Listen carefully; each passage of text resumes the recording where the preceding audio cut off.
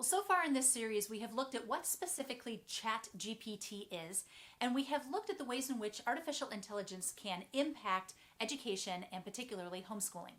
But today, we are going to look ahead into the future to the kind of world that our children are going to inherit, and then talk a little bit about what we need to be doing now in our homeschools to prepare them.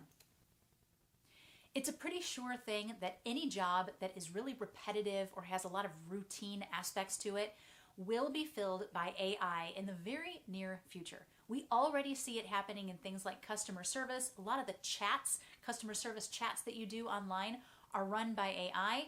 We see it in all sorts of, obviously, factory type settings, but more and more people are going to be displaced by AI over the next 30 to 50 years. Now, what that means is that the market is going to be flooded with people who used to hold these kinds of jobs. And so any kind of lower level, entry level job is going to have a ton of competition. But it's not only those kinds of jobs that are going to be filled by AI. There are a lot of what we would typically consider white collar jobs that are also going to be filled by AI. So when we think about what kind of jobs could be ahead in the future, we need to realize that a lot of the things that students used to do kind of straight out of college if they didn't go straight into their degree area, those kind of starter jobs, are not going to be nearly as available. There is going to be a huge need for people who understand computers, who understand coding, who understand AI. So the STEM fields are going to grow tremendously. And there are going to be loads of jobs that we can't even train our kids for yet because we literally don't know what they are. So one of the things that we as homeschoolers need to realize is that if we have a child who is a STEM-minded kind of child, it would be very wise to make sure that they get some coding experience, that they get some knowledge in programming and computers and computer science, all of those different kinds of areas, because that is going to serve them very well as a base for all of the stuff that is coming that we can't yet plan for. And as AI grows into things like the arts and design, we're going to see a rise in the value of human-created art. When you think about what it is about a book or a song or a dance that obviously it's not going to be computers dancing, but maybe they will be choreographing, right? It is possible. But when we see these things done by humans, there is a soul connection to what they're doing, right? We know that that song or that dance or that film or that book or that painting or whatever was born out of some kind of emotion or experience or something that this human being wanted to convey. And even though AI can look at patterns, can look at styles, can look at all the different things that go into creating something, and they can mimic it, it's not coming from a heart. It's not coming from a human. And so as we see this kind of AI art begin to become more popular, become more prolific, it is going to make anything created by humans much more valuable. We want to make sure that our children are getting opportunities to explore their artistic and creative side, see if they have a passion and a skill set in that area. And we want to make sure that they are getting training in the humanities, that they are understanding how art connects cultures and communities and individuals together. Because one of the other things that we are going to start seeing as more and more AI is released into the world and begins to become more and more ubiquitous is a crisis of humanity. What is our purpose if machines are now doing the vast majority of the things that humans used to do? What makes us superior, or are we not superior to technology, to robots, to artificial intelligence? Our children need a spiritual anchor. Because yes, humans are absolutely superior to technology because we were made in the image of God. The breath of God created humanity. We have so much more value, but so many people in our culture do not realize that. They don't share that belief. Our children have to have a spiritual anchor, a spiritual foundation that helps them understand where they come from, why they're here, what their purpose is in the world, why humanity matters when it doesn't have nearly as much to contribute to the world as it used to. Now, this may sound kind of apocalyptic. This may sound a little extreme. It may not be our children who have this issue, but it could very well be our grandchildren. And honestly, AI is going to grow a lot faster than I think a lot of people realize, and it is going to have a tremendous impact.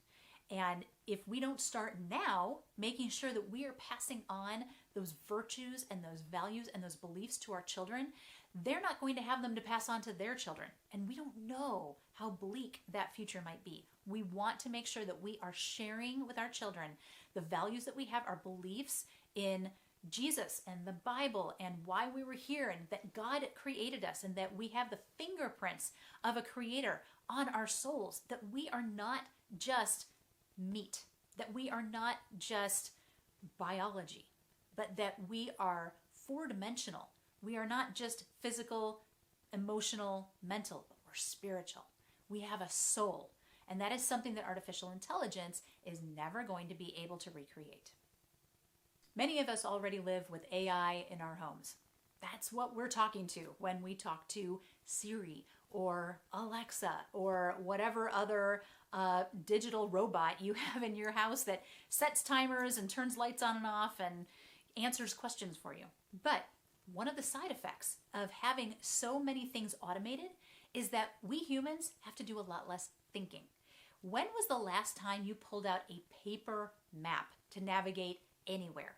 It has been decades since we started using things even like MapQuest, where we would put in the address of where we were starting, the address of where we were going, and it would print out directions for us, right? That was like this amazing leap from having to use one of those Thomas Guide maps that I remember being so popular in California, where you had to look up an address and then you'd find it on this page, but to get from here to there, you had to look at like 15 different pages just to wind your way to where you were going on that map. Now, we tell our phone where to take us. We put it on the dashboard. We plug it into our dashboard on our car. And there you go. We don't need to think nearly as much as we used to.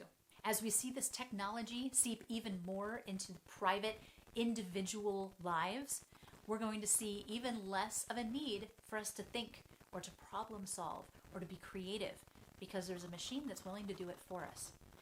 We need to make sure that we are helping our children cultivate their minds. Not only help them to do that, but help them to understand why that is important, why they need to have a well-trained mind, why they need to look for ways to challenge themselves, look for reasons to think, look for opportunities to do something on your own, manually, instead of asking your digital butler to do it for you.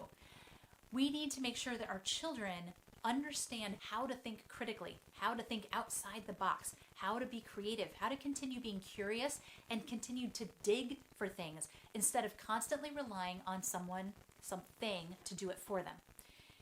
When you do not have a well-trained mind, when your brain is not getting exercised, you become much easier to manipulate. You become much easier to control. And it does not take a lot of digging right now to see all the different ways in which society is being brainwashed and society is being controlled. If we want our children to be able to break free from that and to be able to stand up against that, then we need to make sure that they understand that just because we can automate things, do things digitally, have someone else, something else do these things for us, does not mean that we should always be relegating those tasks to those other things. We need to make sure that we continue doing the things that are going to keep our brains sharp, that are going to keep our creative juices flowing, and are going to help us to continue to think critically and think in a problem-solving, troubleshooting kind of way, so that we do not lose the capacity to do so. In the first video in this series, we talked about OpenAI, which is the organization that built ChatGPT. When it was first founded, which I believe was back in 2016, it was founded on the idea of being an open source, being as neutral as possible of a product, And now they have released ChatGPT. We can see that they have come very far from those values. We talked in the last two videos about bias and how they have built bias into ChatGPT, despite the fact that when they first started, they were very much against that. And it just goes to show that as AI becomes easier to create, becomes more popular, becomes more prolific, it will be harnessed for profit and power, just like any other kind of technology. And so just like we need to make sure that we are training our children to be critical thinkers and to be willing to exercise their minds, we also need to deliberately and intentionally make sure that we are training our children in virtue. We are teaching them deliberately, directly about integrity, about why just because you can do something doesn't mean you should, about what it means to stand up for what's right, even though all of society seems to be doing the complete opposite. We need to make sure that our children understand that what the crowd is doing, or what the loudest voices are yelling, or what the strongest governments or companies are promoting does not mean it is the right thing. That just because they are the biggest, the strongest, the loudest, does not make what they're saying and doing right. And that even if they don't feel like they can make a difference, they still need to stand up against it. They still need to speak out when they see injustice being done, regardless of whether it is by a government, a corporation, or what have you. That they need to be strong enough in character to not let themselves get sucked into all of the money games and all of the power plays and all of the fighting to see who can be king of the hill. We want to make sure that our children have a moral base tied to that spiritual anchor that we talked about a few minutes ago. We want to make sure that our children understand what is truly the most important thing in their lives. That it's not the money, it's not power, it's not fame. That it is fulfilling the purpose that God has given them. It is showing people the truth, even when people don't necessarily want to hear the truth. And it's doing the right thing, even if nobody sees you do it and no one's ever going to know. Now, as homeschoolers, we are in a very unique position. We have the ability to pivot our homeschool on a dime. Public school is still stuck in the 20th century. They are still stuck in a very rigid model. And because it is such a behemoth, they cannot put the brakes on, completely recalibrate everything that they're doing and say, okay, actually, from here on out, we are going to do things in this way to prepare kids for what's coming in the future. So as technology moves at light speed and the schools lag behind and just kind of come at a snail's pace behind them, we as homeschoolers have the opportunity to tweak or even completely overhaul what we are doing so that we can keep pace with where technology is going, and we can make sure that our children are trained in a way that is not only going to make them marketable in the future, but is also going to protect them from some of the negative things that are going to come in the future because of the technology that is being created today. But that flexibility doesn't mean much if we don't actually take advantage of it. So think about what you're doing right now that is going to prepare your children for that future. Are they spending their educational time on things that they're truly going to need to know, on skills that they're truly going to need to have? And are they going to be truly grounded in their relationship with God so that they can be the salt and light that they're going to need to be in the future?